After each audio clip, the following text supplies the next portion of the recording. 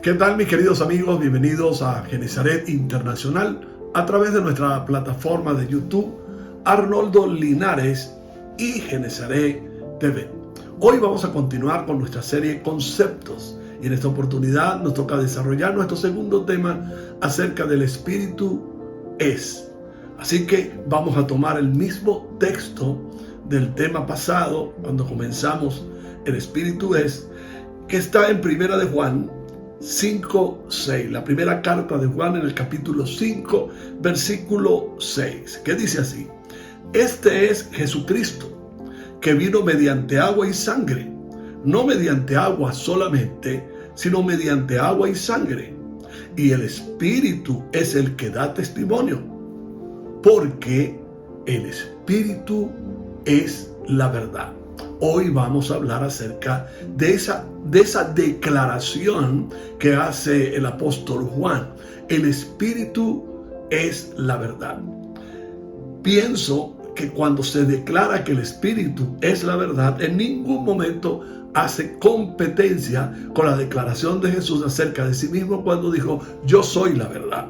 Aquí tenemos que unir el Espíritu de Cristo, quien afirma ser la verdad y es la verdad, que vino a revelarse también a través de la enseñanza del Espíritu Santo, quien dijo Jesús que nos iba a conducir a toda la verdad, simple y llanamente porque el Espíritu de la verdad, o el Espíritu es la verdad porque es Cristo mismo en su Espíritu, el Espíritu de Cristo, del cual también nos habla Pablo. Ahora bien, el Espíritu es la verdad. ¿De qué estamos hablando? Según el contexto, viene hablando acerca de la encarnación del Verbo, y la obra milagrosa, sobrenatural del Espíritu Santo en María, para que diese a luz al Mesías, a Jesús. Por eso dice: este es Jesucristo, que vino mediante agua y sangre, no mediante agua solamente, sino mediante agua y sangre. ¿Y quién es el que da testimonio? El Espíritu da testimonio porque, y aquí está una razón clave, valedera, creíble y bien definida, porque el Espíritu que da testimonio es la verdad. Entonces, el texto afín está haciendo una afirmación para dar a conocer, entiéndase esto, la credibilidad de quien testifica. ¿Quién testifica? El Espíritu Santo. Y a la vez el Espíritu da testimonio de lo que Él es. Es decir, no puede mentir en el testimonio. ¿Por qué? Porque es el Espíritu de la verdad, o Él es la verdad. Es imposible que Dios mienta, es imposible que el Espíritu Santo mienta, es imposible, totalmente imposible que se mienta a través del Espíritu de Dios, o que el Espíritu de Dios mienta. Entonces el texto afín utiliza esta afirmación para dar a conocer, se lo repito, la credibilidad de quien testifica. Si el Espíritu es el que da testimonio, el Espíritu que da testimonio es la verdad. Entonces la verdad de la naturaleza del Espíritu Santo certifica. ¿Cómo? Diciendo que Él es la verdad. La verdad que muestra la encarnación del Verbo. Y está claro el mismo texto. Dice: este es Jesucristo. ¿Quién dice que este es Jesucristo que vino mediante agua y sangre? El Espíritu que dio testimonio es el Espíritu de verdad que afirma, certifica esa verdad. Y es interesante también entonces entender que el Espíritu de Dios estuvo presente. Es más, Él no recopiló una historia o una información, o tuvo que investigar una historia para dar fe de esto. No, Él estaba allí. Como dice la palabra también en el principio creó Dios los cielos y la tierra estaba desordenada y vacía, y el Espíritu de Dios, el Espíritu Santo, estaba allí como creador. Y como estuvo allí como creador, Él, que es la verdad, puede testificar esta verdad y hacérsela afirmar al mundo y sobre todo a los creyentes, para que los creyentes tengan defensa de su fe. El Espíritu Santo es Señor de la profecía del nacimiento del Mesías y autor creador de la naturaleza humana y santa de Jesús. Por eso dice Lucas 1:31. Y está muy claro. Él dice acá, partiendo de Lucas, desde el versículo 26 en adelante, el versículo 1, el capítulo 1, versículo 31, dice, y ahora, le dijo el ángel a María, y ahora concebirás en tu vientre y darás a luz un hijo, darás a luz mediante agua y sangre y llamarás su nombre Jesús. Esto lo confirmó Lucas también, a partir del versículo 26 al 35, en el cual está incluido el 31 que acabamos de leer.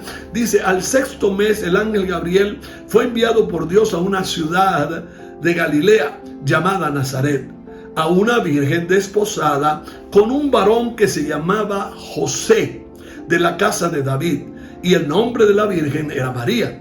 Y entrando el ángel en donde ella estaba, dijo, salve muy favorecida, el Señor es contigo, bendita tú eres entre las mujeres. Mas ella cuando le vio, se turbó por sus palabras y pensaba que aquella ¿qué sería de esa salutación? O mejor dicho, voy a leérselo bien, y pensaba qué salutación sería esta.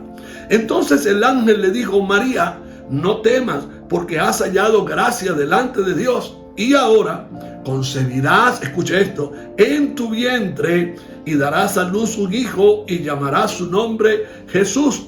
Este será grande y será llamado Hijo del Altísimo, y el Señor Dios le dará el trono de David su padre y reinará sobre la casa de Jacob para siempre, y su reino no tendrá fin. Atención a esto. Entonces María dijo al ángel, ¿cómo será esto? ¿Quién puede testificar de cómo fue o de cómo sería? Porque María dice, pues yo no conozco varón. Respondiendo el ángel le dijo, el Espíritu Santo, que es la verdad y que da testimonio, el Espíritu Santo vendrá sobre ti y el poder del Altísimo te cubrirá con su sombra, por lo cual también el santo ser que nacerá será llamado Hijo de Dios. Por lo tanto, aquí queda comprobado, totalmente comprobado, que el Espíritu que dice Juan dice que es verdad o es la verdad, es el mismo que testifica su verdad porque estuvo presente y fue el autor y creador del Jesús hombre en el vientre de María. Él fue el que engendró en el vientre de María al Verbo divino. También el Evangelio de Juan se inicia con esa trascendental revelación. Juan 1:1 y también Juan 1:14 dice, en el principio era el Verbo, y el Verbo era con Dios, y el Verbo era Dios, y aquel Verbo fue hecho carne, y habitó entre nosotros, y vimos su gloria, gloria del unigénito del Padre, lleno de gracia y de verdad. Ya Juan también lo testifica. La verdad es que esto se ve bastante teológico y que se le pudiera dar mayor profundidad, pero esto creo que amerita tener un estudio, un salón de clase y pasar algunas horas para enseñar un poco de esta teología, interpretarla, conocerla y también hablar un poco de apologética, porque en sí, cuando Juan escribe esta primera carta, la está escribiendo en defensa de los creyentes y en defensa de la fe de los creyentes contra el agnosticismo, contra los incrédulos, contra aquellos que querían penetrar en la iglesia para hacerlas desistir de su fe. Ahora, ¿cuáles son las contribuciones? Ya desde el punto de vista teológico y apologético, la apología, esos son los argumentos que tenemos para defender la fe. Entonces, ¿cuáles son las contribuciones de esta única y gran verdad testificada por el Espíritu de Dios? La respuesta nos los da los 5 versículos anteriores, porque leímos primero de Juan 5:6 acerca de este Jesucristo. Los 5 primeros versículos anteriores al que tomamos como base bíblica, dice, todo aquel que cree que Jesús es el Cristo, es nacido de Dios, y todo aquel que ama al que engendró, también ama al que ha sido engendrado por él. En esto conocemos que amamos a los hijos de Dios, cuando amamos a Dios y guardamos sus mandamientos. Pues este es el amor a Dios, que guardemos sus mandamientos, y sus mandamientos no son gravosos. Porque todo lo que es nacido de Dios vence al mundo. Y esta es la victoria que ha vencido al mundo, nuestra fe. ¿Quién es el que vence al mundo sino el que cree que Jesucristo es el Hijo de Dios?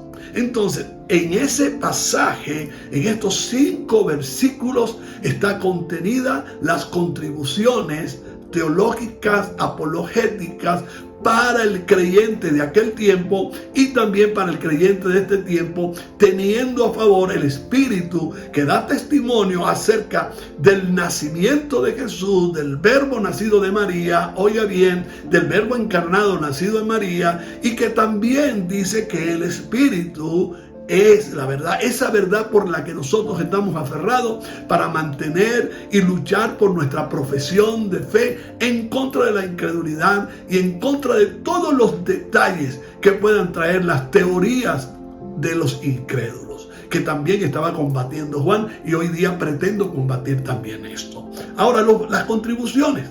Número 1, confirmar la nueva naturaleza en Cristo.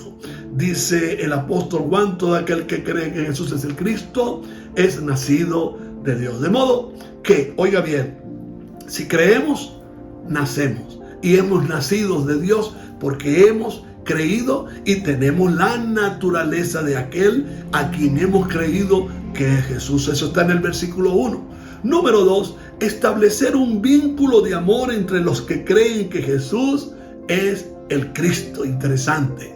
Y cualquiera que ama al que engendró, ama también al que es nacido de él.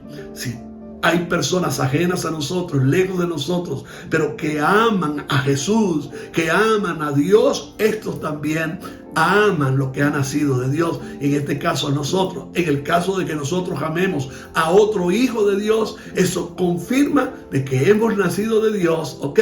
Y amamos al que engendró la nueva naturaleza en ese ser cristiano. Por otro lado, la tercera nota que tengo allí de las contribuciones, o la tercera contribución, era la de enseñar la manera de reconocer una auténtica y constructiva armonía entre los hijos de Dios. Versículo 2 dice: cuando amamos a Dios y guardamos sus mandamientos, estaremos amando a los hijos de Dios. Y dice así el texto: en esto conocemos que amamos a los hijos de Dios, cuando amamos a Dios y guardamos sus mandamientos.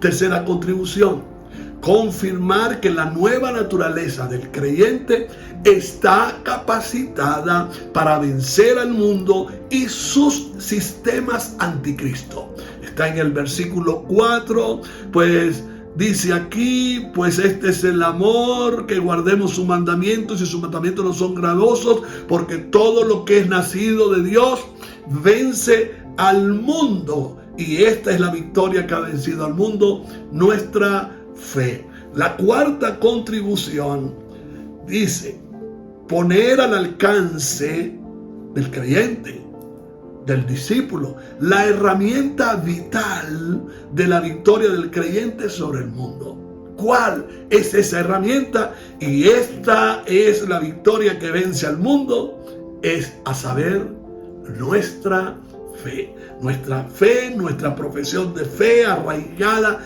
en Jesús, creyendo que Jesús es el Hijo de Dios, creyendo que Jesús, el que nació de María Virgen por la operación del Espíritu Santo, es nuestro Señor, nuestro Salvador, y a través de Él hemos obtenido una nueva naturaleza. Una naturaleza que ha vencido los sistemas mundanos, que ha vencido los sistemas anticristo, que ha vencido al mundo. Y número 5, como contribución, reforzar la verdad divina fundamental para evitar la apostasía. Si algo nos preocupa a nosotros los pastores y predicadores, es que va a llegar un momento en que muchos profetas saldrán por el mundo, y ya están, que irán engañando a los hijos de Dios a las iglesias para que la gente comience a negar su fe y a vivir a espaldas de la doctrina o de la sana doctrina de la Escritura. ¿Qué dice la Escritura en cuanto a este beneficio de reforzar la verdad divina fundamental para evitar la apostasía? El versículo 5 dice: ¿quién es el que vence al mundo? Se pregunta Juan. ¿Quién es el que vence al mundo? Sino el que cree que Jesús es el Hijo de Dios. Quien cree que Jesús es el Hijo de Dios tiene una nueva naturaleza. Quien cree en Jesús es establecido en un vínculo de amor en el cuerpo de Cristo.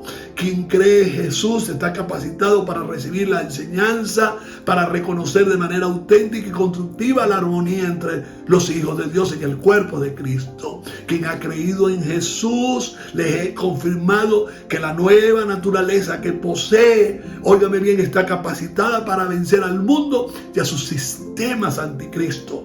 También el que cree en Jesús, el Espíritu de Dios, que es la verdad, pone al alcance la herramienta vital para la victoria contra los sistemas mundanos: nuestra fe.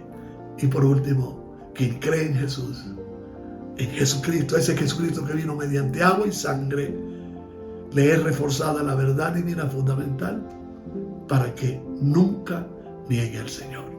El Espíritu es la verdad y Él es el que nos guía a toda verdad, porque Él es la verdad, el Espíritu Santo. Que Dios le bendiga y nos vemos en una próxima oportunidad.